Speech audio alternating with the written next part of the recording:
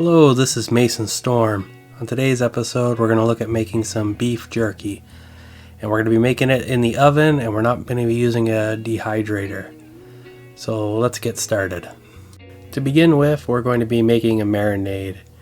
I'm going to be using 1 tablespoon of Worcestershire sauce, 1 tablespoon of Sriracha, a teaspoon of garlic powder, and a teaspoon of onion powder. Half a cup of soy sauce, and of course our beef. I don't know what cut this is, and I don't know how much it weighs, so I'll have to measure that to find out. Something else you can add here is liquid smoke if you want to have a more smoky taste to your jerky. And we're going to begin by taking our soy sauce, and then we're going to pour in our other spices and Sriracha and everything, and then just kind of mix it all up and give ourselves a nice good marinade. And you can add a lot of different things to your marinade if you want, and there's also things you could leave out. Like if you don't like spicy stuff, the tablespoon of Sriracha might be a little unnecessary. So I'm just going to get my scale out now, and I'm going to weigh this meat because I don't really know how much I have, and I'm kind of curious to see how much moisture I'm able to get out of it. So get the scale out, get the bag, and then just put the meat in the bag. And so we got 480 grams.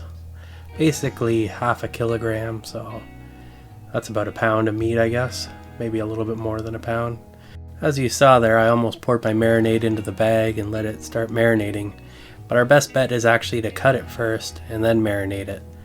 So to begin the process, we're going to put down our cutting board and start cutting our meat into nice thin slices.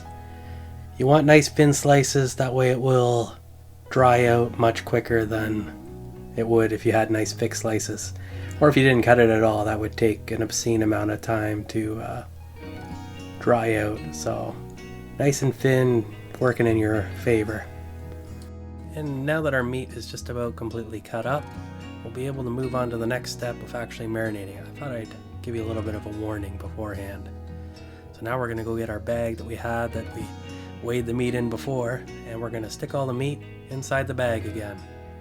And now you could just dump the marinade in there and go about your day, but I thought it'd be interesting to weigh it again and see what the weight is with the marinade, because some of that marinade's going to get into the meat, so it's going to actually go up in weight before it goes down once we start dehydrating.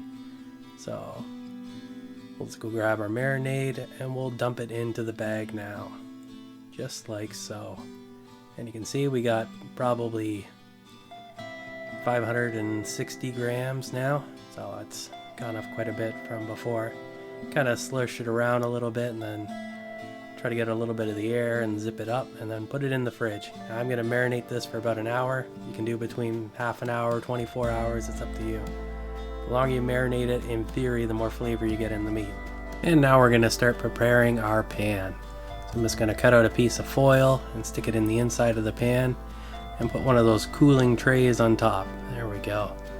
And now we're going to take our marinated beef and we're going to lay it out on top here. Lay it out evenly and spaced out. This will maximize our amount of surface area for the extraction of the moisture product, which is what we want to do. And it doesn't take very long to get it all on here. Now if you had a lot more meat, you'd probably have to do multiple pans, but this is just a small batch, and I think if I was doing this again, especially anytime soon, I'd want to do as much meat at the same time as I could, because it just takes so long to make. But with a little tenacity and patience, it's easy enough to get all the meat onto one tray like this, as far as the amount of meat that I had anyway. And now that I have all the meat on there, I'm going to put some salt and pepper on the top of this. Salt kind of draws out the moisture in the meat.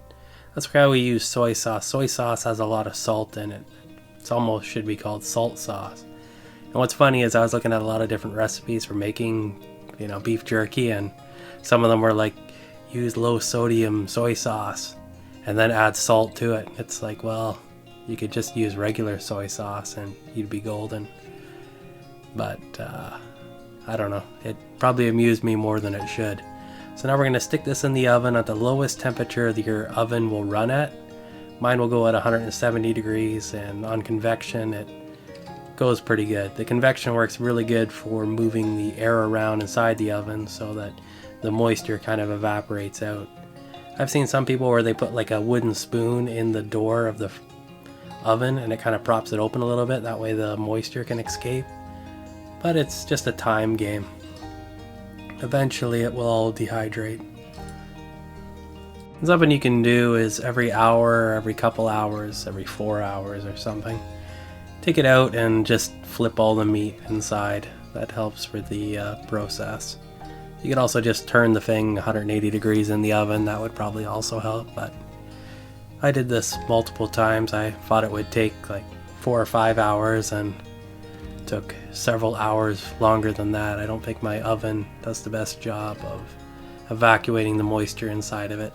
So I think next time I'll do the wooden spoon in the door trick to prop open the oven a little bit. That way the air can escape and normalize with the environment to increase the dehydration process of making the beef jerky. And back into the oven we go. And here we are several hours later, many hours later actually, and we're done with our beef jerky, or at least as long as my patience would allow. It seems fairly dry.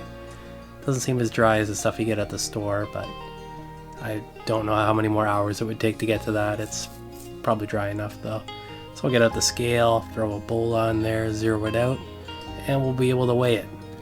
And after I get everything in there, I see that it's about half the weight of what we started with before, so it's a lot less water in our beef. I did very much enjoy this beef jerky and I look forward to making it again. So let me know in the comments below if you make beef jerky, if you do it this way in the oven, or if it's worth getting a dehydrator to make it. I would really like to know. So if you like my content, like and subscribe, and until next time, stay awesome.